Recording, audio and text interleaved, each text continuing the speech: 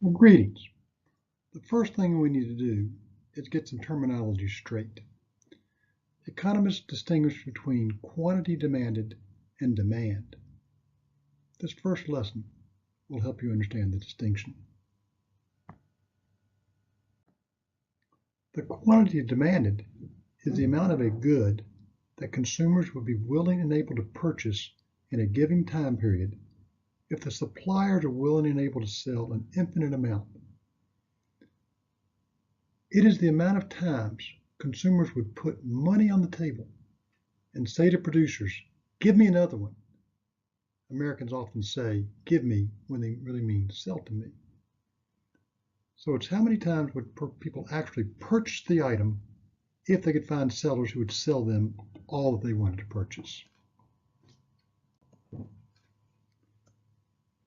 A change in price affects the quantity demanded. When price increases, that leads to the quantity demanded decreasing.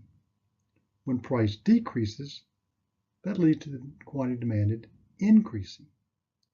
Both of these statements are true or hold when other non-price determinants of the quantity demanded remain constant. We recognize there's a lot of things besides price that affect the quantity demanded.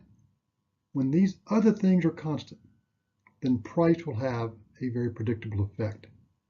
This predictable effect is called the law of demand. It's an inverse relationship between price and quantity demanded when all else is constant. Now, why does the law of demand hold?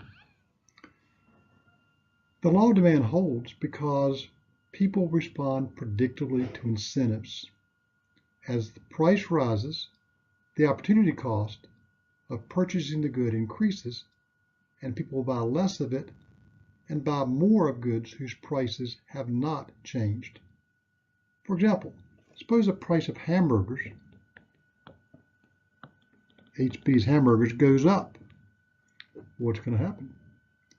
Some people will substitute hot dogs for hamburgers. Some people will move to buying hot dogs instead of hamburgers. HD will increase, and they'll buy fewer hamburgers because they think that the extra value of the hamburger is not worth the extra price you have to pay.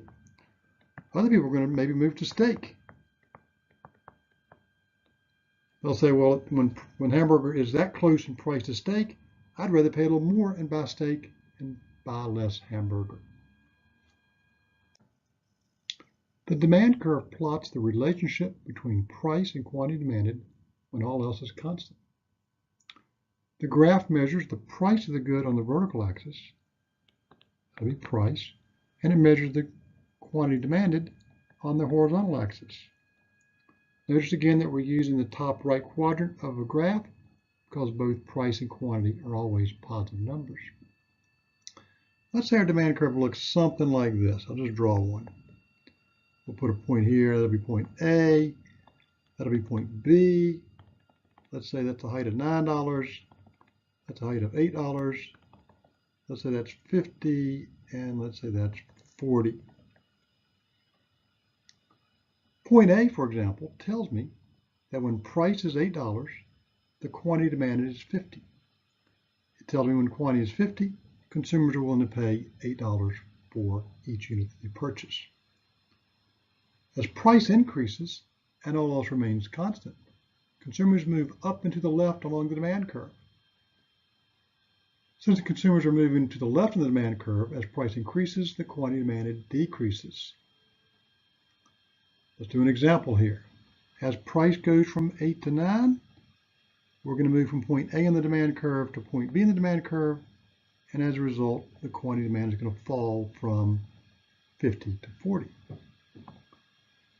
On the other hand, if we reduce price from 9 to 8, then we'll move from point B to point A on the demand curve, and that's going to mean that we're going to increase quantity from 40 to 50.